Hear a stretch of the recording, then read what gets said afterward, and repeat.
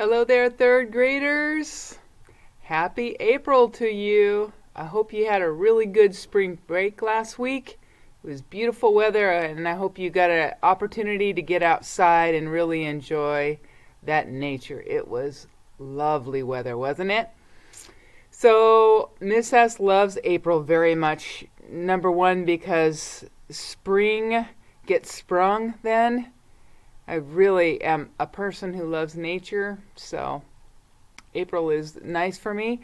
And then, secondly, April is also National Poetry Month.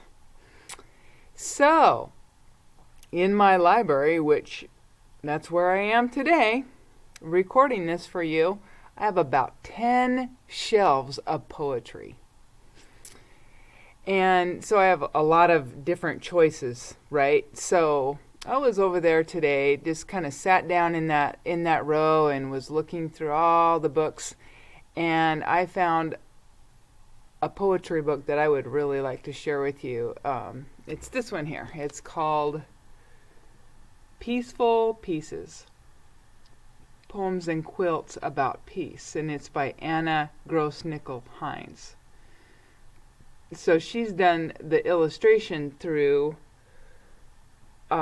quilting, and if you know about quilts, a quilt is like a really beautiful blanket that is sewn in with special patterns and fabrics and whatnot. They're beautiful, and you will see in the illustrations that it's very nice. So when we're talking about poetry, what's the first thing that comes to your mind when you hear the word poetry? Think about that for a second. I'm guessing you're thinking rhyming, right? Yeah, a lot of times poetry rhymes. That is one component. And the reason why poetry often rhymes is because poetry is a special kind of writing that has rhythm, right? That's one thing that makes poetry stand out from other kinds of writing. It has a special rhythm. So sometimes that rhythm is created through rhyming. Sometimes it's done in another way, just by how the poet lays out the words. So poetry is a really good way of expressing feelings or ideas that it just stands out from other kinds of writing. So a lot of times with poetry, you may see only one or two words on a line. Sometimes lines of poetry will have many words. It's just all up to the author of that poem, right? So this one, I think, my choice today, The Peaceful Pieces, is a really good example of poetry that doesn't necessarily rhyme. All right? So I've chosen a few poems in here, and I will read them and show you the illustration, which is really like the quilt that she chose for that particular poem. Okay? So in this one, we have 3 different poems. Okay? Oh, and I forgot to mention, the reason why I chose this book, Peaceful Pieces, is because, we've all been trapped indoors an awful lot. So I don't know about your house, but at my house, sometimes we get a little bit short with each other. Not so nice, right? Because you've just been cooped up together this whole time, and we haven't been doing the normal things that we do. So this is a good time to talk about peace, right? Okay, so this first poem is called Sure Cure. My sister and I were fighting. We couldn't get along. She said I moved her game piece. I said she was wrong. She said I was stupid. I said she was worse, and made a nasty face at her. She let out a curse. Now that one had some rhyming in it, didn't it? Okay? That was called Sure Cure. And the next poem is called Did Not. Mom said, "Stop this bickering before it comes to blows." She made us stand together, touching nose to nose. How long? We asked. She answered, we'll just see how it goes. We stood there looking cross-eyed at our noses touching tips and feeling rather silly while pinching up our lips. To try to stop the giggles, mine started in my toes. It's hard to keep on fighting when you're touching nose to nose. I like that one. And the third one is called Peace, a Recipe. Open minds, at least two. Willing hearts, the same. Rinse well with compassion. Stir in a fair amount of trust. Season with forgiveness.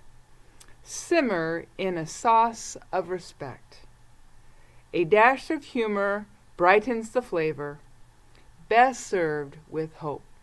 And then that last one didn't rhyme at all. So there's different examples of the layout of poetry, right? Sometimes it rhymes, sometimes it doesn't. So, let's see. The next page I chose was called, this poem's called Calming the Busy Brain. Agitated, yapping ideas, chaotic, confusing, tumultuous, turbulent, frenzies, frantic, hysterical. Stop! Let me relax. Take a deep breath. And another. One more. Now, ideas, I'll take you one at a time. And boy, that sure happens these days. I know that, when people are working from home, be it teachers or your parents, there's so much going on and we get really busy brains, right? All right, and then so that was the quilt for that, Calming the Busy Brain. And then this one is called Weapons. I have never fired a gun, but have shouted words that pierced and stung. I have hurled cutting remarks, ignited flames with hateful sparks. I've shot daggers from my eyes at those I momentarily despised. I have never fired a gun, but wanted to learn to hold my tongue. That's so true. You know that old saying, if you don't have anything nice to say, don't say it at all. Very true. Okay, and then this next one is called Dominoes. And I chose this one because, with this coronavirus, we are learning how much that we are one world community, that we are linked to everybody. And when I read this poem, I'm like, wow, very true. So, dominoes. On this earth, we are connected, one to another, to another, to another, to another, to another, to another, to another, to another. You think I'm stuck, but I'm not. To another, to another, to another, to another, to another, to another, to another, such that whatever happens to one of us happens to all of us. Boy, and we're finding out that is really, really true, right? Look at that beautiful illustration. And remember, this is a quilt. So this is a beautiful blanket that someone has sewn all those patterns. It's really amazing illustrations. Okay, my next one is called, I'll show you the pages first. So this one is called No In Between. If one is right, the other wrong, how can we ever get along? Boy, that was a nice, simple poem, wasn't it? And then the other one on the opposite page is called Tough Act. Where there is fear, peace walks a tightrope. Where there is fear, peace walks a tightrope. Boy, that's really something to think about. So it's like when we feel really fearful, it's very hard to find peace when the fears are going in our heads. So it's like we go back to our breathing tools to help get that peace back, right? Help the peace along. Okay. And then my next selection is called When. Whoops. When. It's always hard to record on this computer with this camera. When I treat you as I want you to treat me, even when you are upset, even when I am upset, then we can have peace. That's a nice one. Really like that one. Simple, beautiful. And for my last one, I'm going to read this one here. It's called How. Look at that beautiful quilting, right? Okay, and you'll see this one is called Pass It On, Pass It On, Pass It On, Pass It On. That's what I love about poetry. This beautiful book full of all different styles. So my last poem is called How. Can peace creep up on us, seep into our souls, or do we have to search it out, coax it, give it space? Can you have a piece of peace? Can you sip it?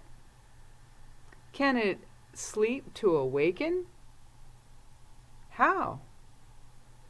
Does it answer to a whisper or a shout? Or how about a prayer? So that's the last poem that I wanted to share with you from this book called Peaceful Pieces. I hope you enjoyed this little dose of poetry during National Poetry Month.